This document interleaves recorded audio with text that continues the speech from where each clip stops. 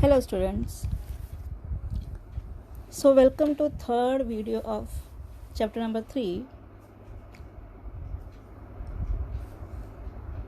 In the second lecture or in the second video we have seen Mendelian's law, that is the first law of dominance. Then we have seen examples of monohybrid cross.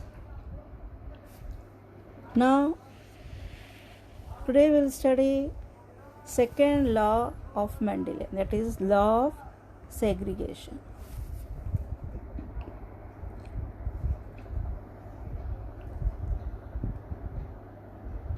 Law of segregation or second law of inheritance, as per Mendelian, it is that members of allelic pair in a hybrid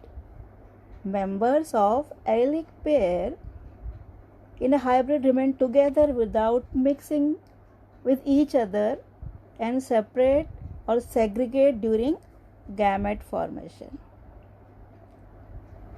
So thus the gametes receive only one of the two factors and are pure for a given trait. Therefore, it is also known as law of purity of gametes. Means suppose for tallness double T and double T is there, then means these are allelic pair. So they will remain together but they will not mix. Rather they will separate during gamete formation. So law of segregation also can be explained with the help of monohybrid cross.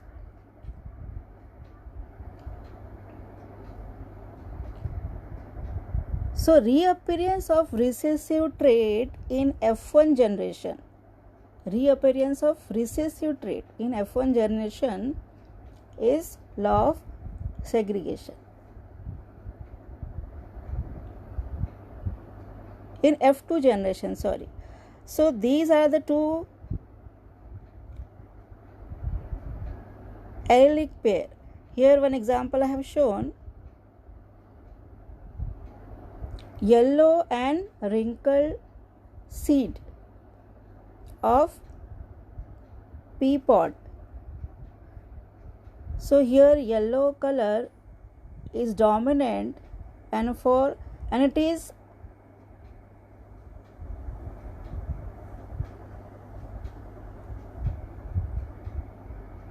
and the seed is round. So yellow and round, and next is wrinkle and green. So when F2 generation takes place, what you get? This is a recessive character. In F1 generation, we don't get this green color seeds, right? But this genes for the same is present, but it is not mixing with the yellow. Rather, it will separate and it will be expressed in F2 generation. So here you can see this is the recessive trait which is suppressed and the allelic genes remain together, and this gene for green color is expressed in F2 generation. Maybe it is in minor ratio. Means here ratio is 3:1. So this is the law of purity of gametes. Means this gene or allelic gene for the green wrinkle color pod is there, which is not expressed here in F1 generation, and neither it is mixed with this yellow round seed, but it is expressed later in the F2 generation. So reappearance of recessive trait in F2 proves this law, that is a law of segregation.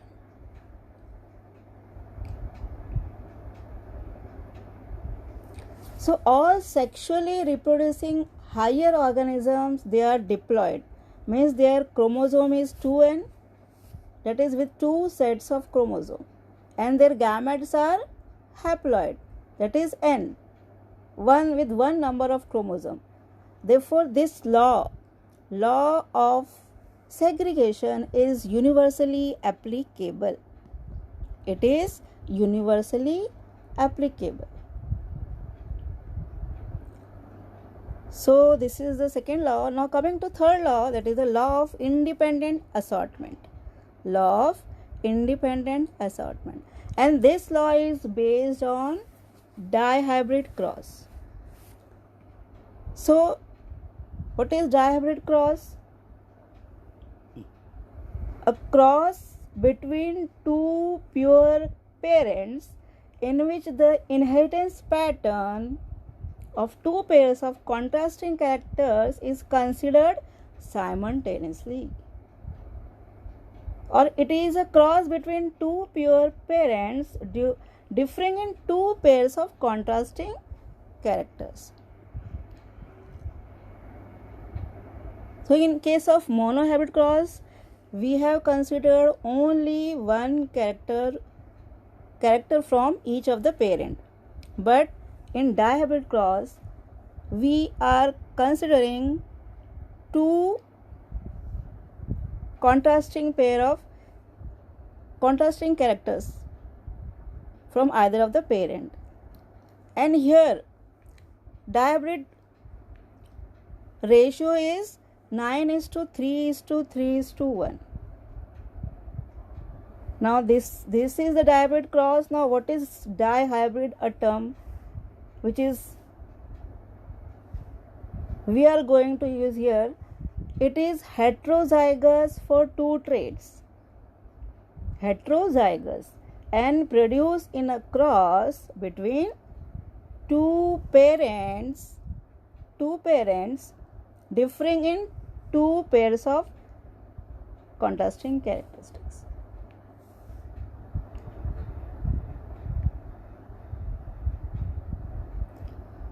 So here ratio is 9:3:1 in case of dihybrid cross.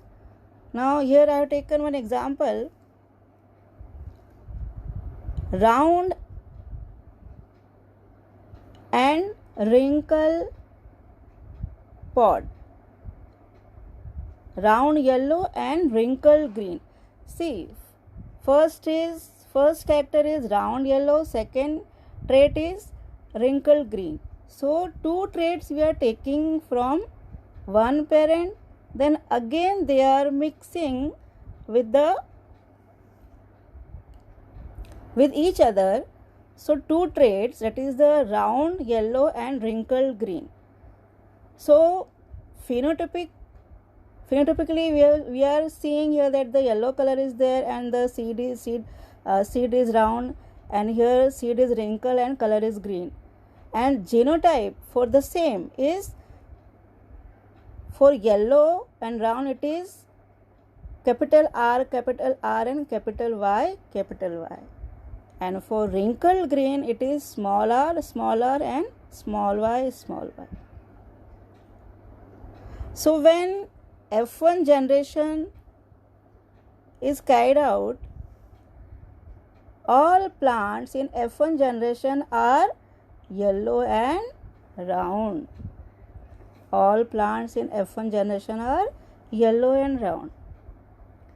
And when selfing is done between these, that is the F1 generation, to raise F2 generation, so now we are getting then the ratio, that is 9:3:3:1. Means, see here you can see 1, 2, 3, 4, 5, 6, 7, 8 and 9. 9 seeds are yellow and round. 3 are round and green. 2 are round and yellow. 3 are yellow and wrinkled. And 1 is green and wrinkled. So we have the dominant character here is round and yellow, while the wrinkled green is recessive character. So round yellow, whenever we are getting, this shows that round yellow character is dominant over the green and wrinkled. So here you can see this is green and round, and here you can see round and wrinkled. So these are the new traits, and this is wrinkled and green. This was the original parent in F1 generation, and round and yellow was again the original parent in F1 generation. So here we are getting combinations of traits. So, and this combination leads to the ratio 9:3:1. Means round yellow 9 in number, round green 3 in number, wrinkled yellow again 3 in number, and wrinkled green again 1 in number. Understood? So this is the dihybrid cross which show the third law, Mendelian law, third law of inheritance, that is law of independent assortment.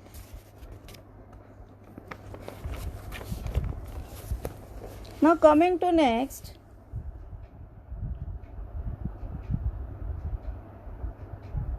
so this slide shows the phenotypic ratio with respect to third law is 9:3:1, and the genotypic ratio is 1:2:2:4:1:2:1:2:1.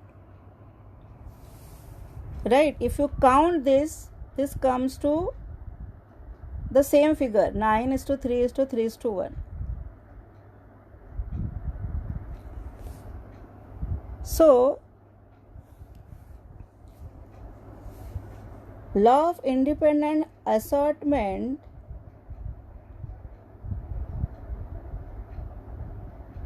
states that when the two homozygous parents differing in two pairs of contrasting traits are crossed, the inheritance of one pair is independent of the other.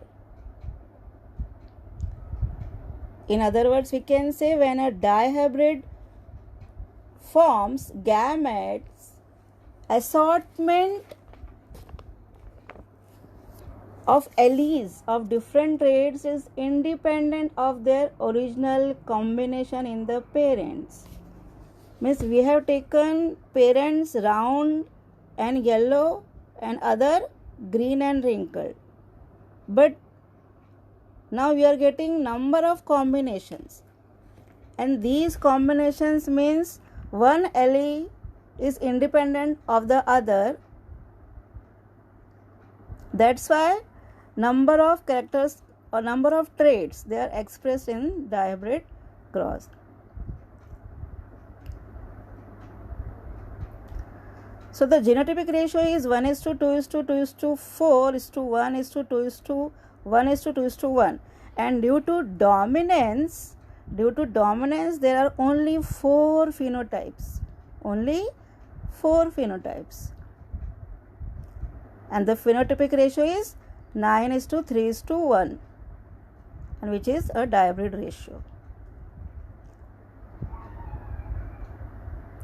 So ultimately, appearance of new combination in F2 generation proves law of independent assortment.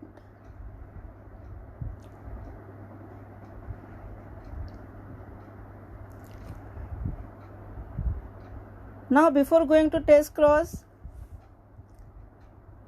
see, many genes are located on one chromosome. Means these genes, they are linked together, therefore they pass through gametes in the form of a linkage group. How these genes, they are passed in the gamete, through the gametes, in the form of a linkage group. But due to recombination or the crossing over that takes place during meiosis, in 11th standard we have seen two types of cell division, mitosis and meiosis. In meiosis we have seen crossing over takes place within the chromosome, right? So this crossing over leads to formation of new traits. Therefore, the law of independent assortment is applicable only for traits which are located on different chromosomes. Means two characteristics or two traits, if they are located on different chromosomes, genes which are responsible for two traits, and these genes, if they are located on different chromosome, then this law of independent assortment is not applicable universally. So this is one condition here. Means the law of independent assortment is applicable only for the traits which are located on different chromosome. So the traits which are located on the homologous chromosome, means same chromosome, then this law is not applicable. So therefore this law is not universally applicable. While the first law, that is law of dominance, we have said it is universally applicable. Now next, coming to test cross.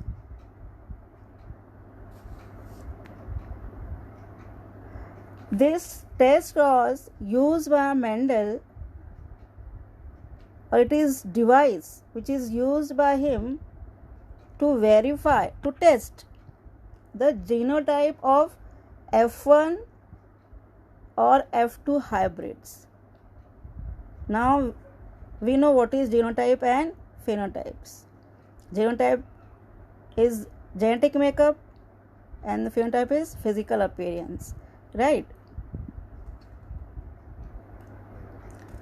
So when hybrid express recessive trait, now we have seen dwarfness in pea plant is a recessive trait, so its genotype is definitely small t, right? But if hybrid is tall, it is possible to know its genotype. If hybrid which we are getting after F1 generation is tall, then we will not able to understand what is its genotype. So this is for unknown cases, right? So F1 hybrids are definitely heterozygous. Like when we cross tall with dwarf, in F1 generation we are getting all tall plants with capital T small t genotype.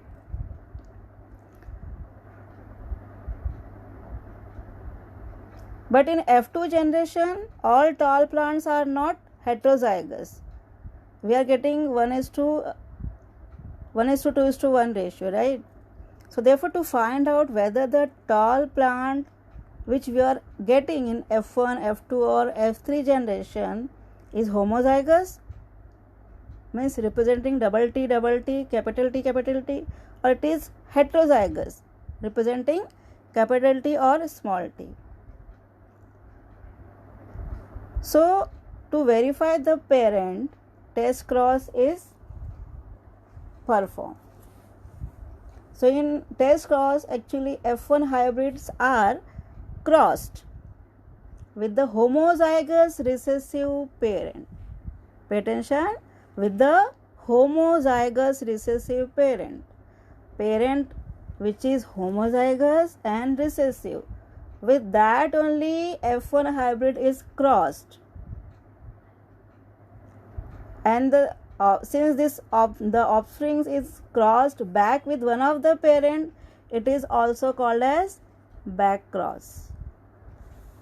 But test cross is not necessary or you can say test cross is a back cross, but back cross is not necessarily a test cross, because back cross can be done with either of the parent with homozygous recessive or with homozygous dominant characteristics. But to verify the genotypes of F1 generation, test cross is always performed with the recessive parent, which is homozygous. Now here one example I have taken. See, color of the flowers. To check the color of the flower, this is purple color is dominant characteristic, while the yellow color is recessive character. And genotype for this is capital P, and for this it is small p. For white flower it is small p. And the gametes here formed, they are capital P, and here it is small p, capital P and small p, right? So now when the gametes which are formed here, when they are back cross with this recessive trait, then only we can determine the unknown genotype of the parent. Now here we know the genotype. Here on the screen it is visible, here it is capital P, here it is small p. But if this is unknown for us and we are raising F1 generation, then we don't know the character which is expressed or the trait which is expressed is coming from which of the parent. Then the F1 hybrid obtained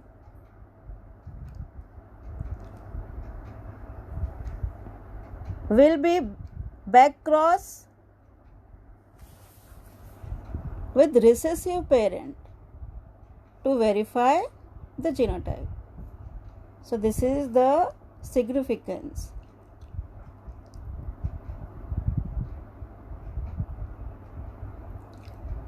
And whenever we do such crossing, that is the test cross, we get ratio 1:1. We get ratio 1:1, means 50% from one parent and 50% from the other parent.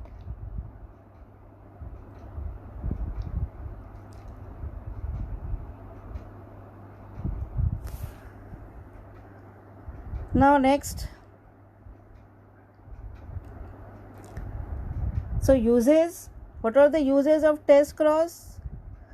Just now I said, first the ratio we are getting in test cross is 50% from either of the each of the parent. So the ratio is 50:50 or 1:1. Now the uses of test cross is, first of all, to introduce useful trait in the hybrids in rapid crop improvement programs. Nowadays we are performing number of experiments to improve our crops. So here useful recessive traits which are there. Suppose any plant with flower, a beautiful color flower is there, but that color is recessive over the other color. So to get this beautiful color, we can test cross. So such type of test cross are performed in agriculture, that is in rapid crop improvement programs. So it is more popular with plant breeders. So this is the significance of test cross.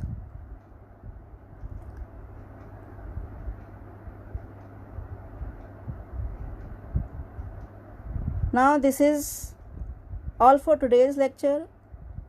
In the next video, we will discuss with the post-Mendelian genetics, means deviation from the Mendelian's law. All three laws we have seen. So now exception to the rules are always there. So what are these exception or the deviation from the Mendelian? So in the next video we will understand this.